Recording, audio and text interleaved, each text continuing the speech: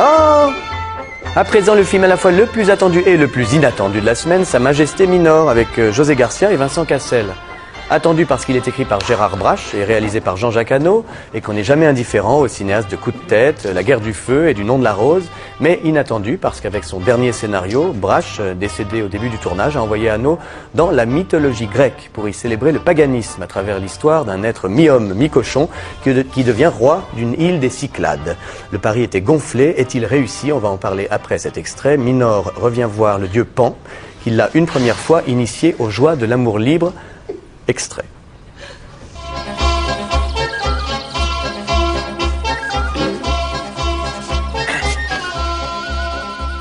Mais oh, oh, oh. Mais dis-moi, toi, tu viens pour ta sodomie? Non. Non, pour un conseil. L'un n'empêche pas l'autre. J'ai été proclamé roi. Et en plus, il parle, roi de quoi? De l'île. L'île dans laquelle nous sommes, toi et moi. Mais je ne suis pas dans une île. Mes semblables non plus. Nous sommes partout. Les mythes décident que nous soyons. Sont-ce les mythes qui ont décidé que tu me sodomises? Non, ça c'est une initiative personnelle. Viens me gratter l'omoplate, Majesté, j'ai des puces. Allez, viens.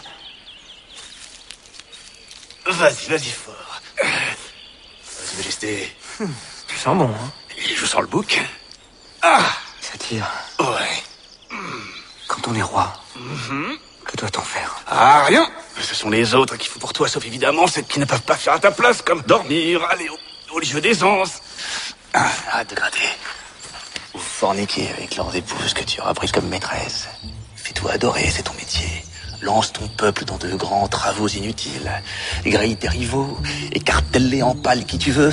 Ou si tu préfères, tu peux te lancer dans de grandes débauches légendaires. Tu vois ce que je veux dire, Majesté? Je suis amoureux de Kétia, la fille du patriarche. Elle a été mon avocate, j'ai vu ses seins. Et elle est fidèle, elle a été promise à Arcarcos, un athlète super. Kétia, je t'aime! Alors, lors d'une projection de presse, le réalisateur Jean-Jacques Hano est venu devant les critiques de cinéma pour prévenir qu'il cherchait à faire quelque chose d'original et de différent et qu'il fallait donc être ouvert d'esprit.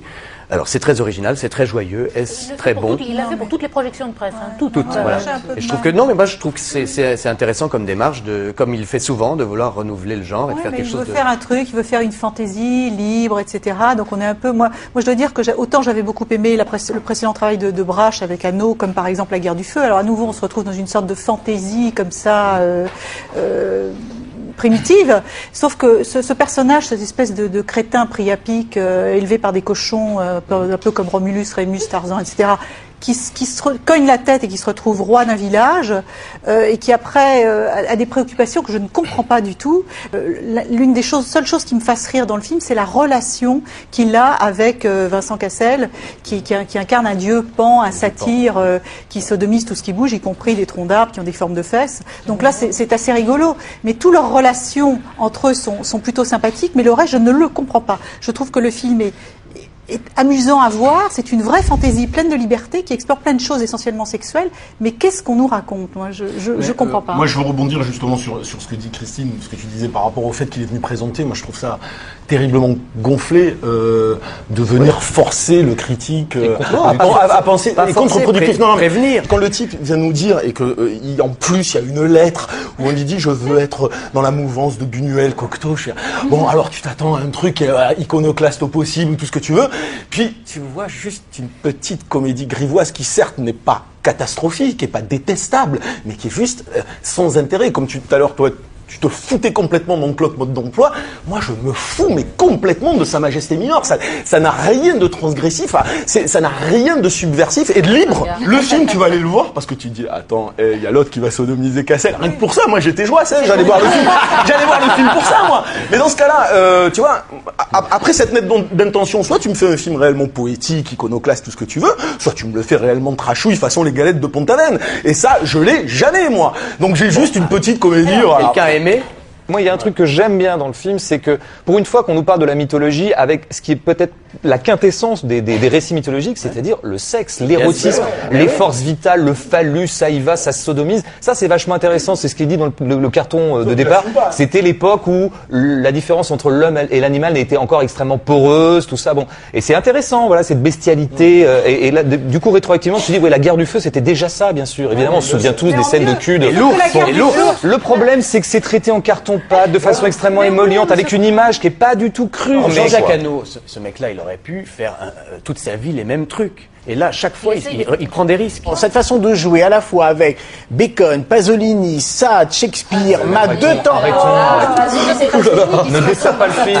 Non, mais je ne dis pas, je veux pas leur souvenir, mais il y a des clins d'œil quand même. Quand elle fait la plaidoirie, par exemple, pour défendre Minor, et qu'elle fait bander littéralement le jury, c'est la justice, l'éloquence qui fait bander. Sade dit ça tout le temps quand même, on bande par l'oreille. Bon, on n'est pas obligé d'avoir lu, on s'en fout bien évidemment. Il y a des répliques qui, moi, m'ont fait rire. Là où je suis entièrement d'accord, ce sera peut-être la seule fois de l'année, mais bon, tentons la chance, avec François, c'est que... Xavier, ne sois pas pessimiste. Non, mais le problème, c'est que la mise en scène n'y va pas. Elle freine des 4 fers, elle fait des très jolis panoramiques, elle arrête la caméra là où il faut. Je suis désolé, je vais citer un des grands philosophes du XXIe siècle, ça sent pas assez la foufoune, c'est trop le savon. Mais voilà, alors, ce qui manque à Hano, mais depuis le début, à part peut-être dans Coup de tête, le fameux Coup de tête, film culte de Jacques Hano, est de loin son meilleur. Avec Patrick Ce qui manque à Hano, c'est de faire des cinémas qui soient un peu connectés sur un peu de réel. Juste un peu. Je ne demande pas de faire du naturalisme et les frères Dardenne, mais, et là, on a l'impression qu'il nous pose un film au milieu de rien, qui est connecté à rien, qui ne dit rien sur rien, et on a envie de dire, so what, quoi. C'est un film que c'est pas la peine, et c'est pour ça que moi je lui en veux pas. Jacques, tu viens avec moi dans la forêt? On va rigoler.